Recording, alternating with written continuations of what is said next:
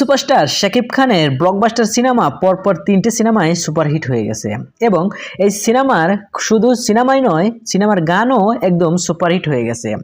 ইউটিউবে দ্রুততমে 100 million view প্রাপ্ত বাংলা সিনেমার 3টি গানই শাকিব খানের দখলে। এবার জানাবো শাকিব খানের কোন গান কত দিনে 100 মিলিয়ন ভিউ অতিক্রম করলো। প্রথমে আসি দুষ্টু কোকিল গান। দুষ্টু কোকিল ডাকে রে cook cook cook cook cook cook cook cook মনে বাঁশি বাজে রে। এই গানটি বাংলাদেশ, ইন্ডিয়া এবং অনেক দেশেই একদম অনেক ইউটিউবের প্রথম সারিতে গান রয়েছে। এটি 100 মিলিয়ন ভিউ অতিক্রম করতে 23 দিন সময় লেগেছিল। দ্বিতীয় নম্বরে রয়েছে লাগে উড়াধুরা গান। তুমি কোন শহরের মাইয়া গো লাগে উড়াধুরা, তুমি কোন শহরের মাইয়া গো।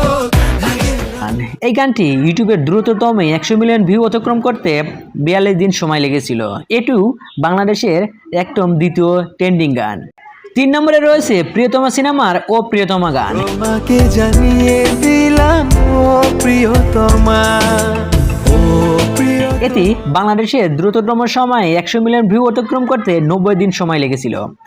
বাংলা সিনেমার ইতিহাসে এই গানগুলো অন্য রেকর্ড হয়ে থাকবে, শুধু শাকিব খান বলেই এটা সম্ভব। আর হ্যাঁ, বিনোদন জগতের সকল ভিডিও পেতে চ্যানেলটি সাবস্ক্রাইব করুন। ধন্যবাদ।